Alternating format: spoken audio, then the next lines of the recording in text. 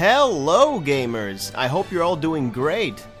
I posted a video on my channel a few months ago regarding Nintendo's plans for their next generation platform and spoke about how Nintendo plans to minimize game gaps. This video that you are currently watching will act as an updated version of my previous video, but made more professionally and easier to understand. I also want to test out my new mic. So for those unaware about this upcoming discussion, I will discuss a few facts that came directly from Nintendo during an investors briefing back in January of 2014. Nintendo's president, very own Mr. Satoru Iwata, took the stage and spoke about the future of Nintendo and how Nintendo plans to minimize game gaps. Mr. Iwata spoke of other things as well, but I'm going to focus on what's important for us gamers. Please note that just like my previous video, what I'm about to tell you is not a rumor and not speculation. I will, however, be giving my opinions.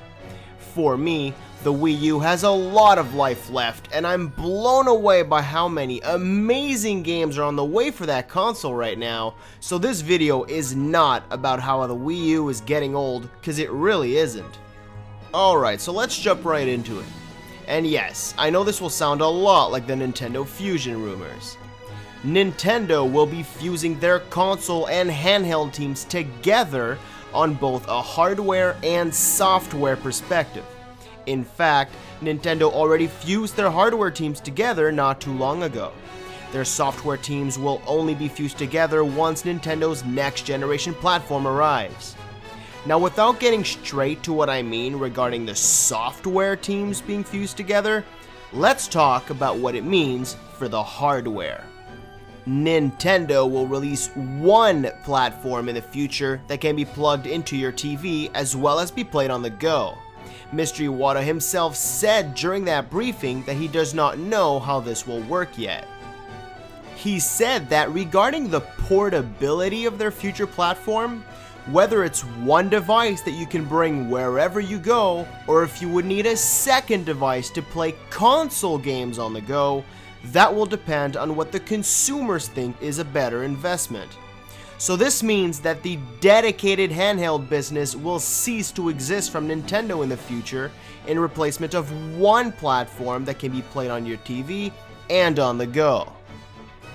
I can already hear some disappointment from many fans because one very awesome factor about playing on Nintendo handhelds is how they are so unique and feature completely different games compared to consoles.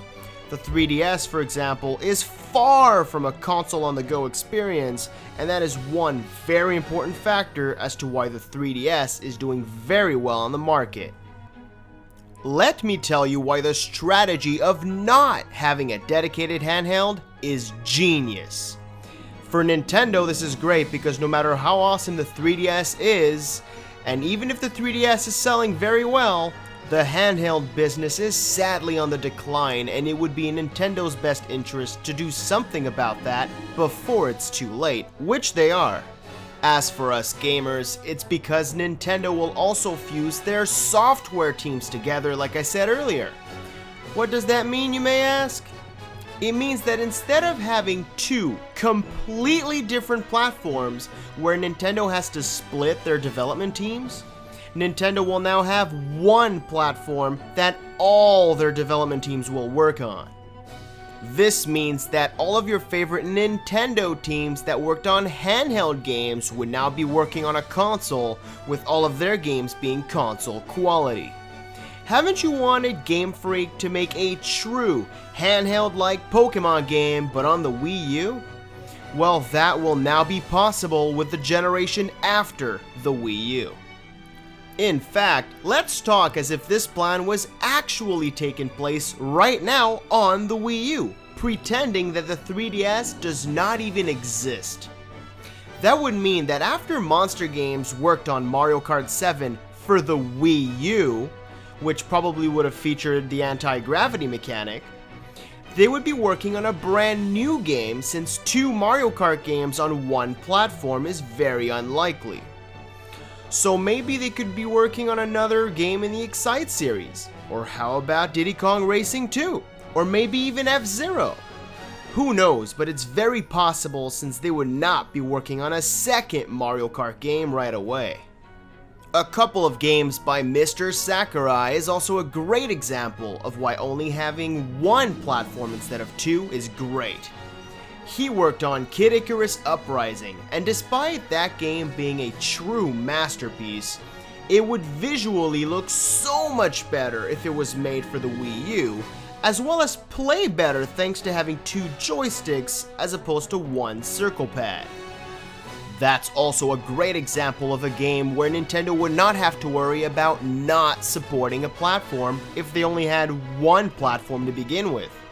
Mr. Sakurai is also very famous for the Super Smash Bros. Games.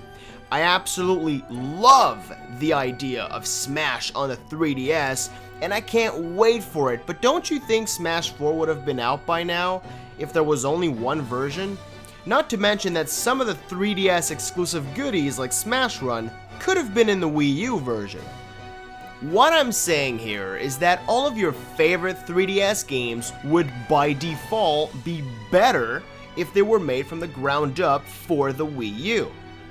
The least we could expect would be some very noticeably awesome visual upgrades, but considering how the Wii U is more powerful and how it has more disk storage compared to the 3DS cartridges, I think we could also expect more levels, a bigger world, and a bunch of other goodies. But of course, the visual upgrade would be the least we could expect, which is great considering how the gameplay in Nintendo games are so amazing. This strategy of having both the handheld and console development teams working on one platform would also increase the library of games and minimize game gaps for that one platform. Yes, I do understand that the development time and cost would increase, but let's pretend that the 3DS did not exist yet again, and we were in 2013. That means that on the Wii U, with Wii U quality, we would have The Legend of Zelda: A Link Between Worlds, Pokemon X and Y, Mario and Luigi Dream Team, Mario Party Island Tour, Luigi's Mansion Dark Moon, and Fire Emblem Awakening. Now wow, those are some pretty big games I just mentioned. Now imagine if these games came out alongside Pikmin 3, The Wonderful 101, Sonic Lost World, Zelda Wind Waker HD, and Super Mario 3D World. Wow, that's insane. I mean, where in the world are the game gaps if we had a year like that? Okay, I'm not saying we would have a godlike year like this every year, but this new strategy for the next generation platform from Nintendo will allow for years like that. Earlier this year, in 2014, we had a 2 to 3 month game gap between Donkey Kong Country Tropical Freeze and Mario Kart 8. That would not be the case if we had Yoshi's New Island and Kirby Triple Deluxe made exclusively for the Wii U. By having all Nintendo teams working on one platform, the amount of game gaps would be little to none. Of course, the 3DS and the Wii U are two completely different devices. They do not share the same games whatsoever, and this will continue until the next generation platform from Nintendo. That's good news, since it would be a horrible business strategy to take away the uniqueness of the 3DS. Okay, this part will be very brief. During the investors briefing, Mr. Iwata mentioned a couple of things that we are actually starting to see right now. One of which was how Nintendo is giving third parties access to Nintendo characters and IPs more than they ever did. The second is how Nintendo is also spending a lot of money on second-party development. Having games like Bayonetta 2 and Devil's Third exclusively for the Wii U is a great example of that. Well, there you have it. As you can see, by having only one platform, all Nintendo games built for it would be console quality, and the amount of software from Nintendo on that one platform would be very vast.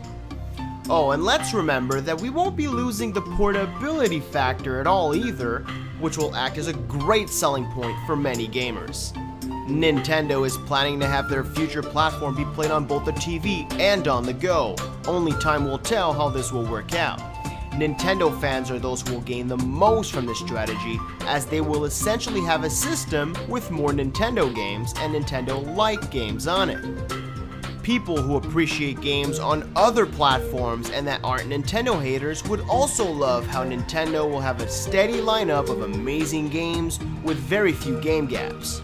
It's really a win-win here for everyone, and I can just imagine the success of Nintendo's next generation platform. That's it for this video. Thanks a bunch for watching. So take care, you Nintendo fans and all-around gamers. Enjoy gaming. Guard out.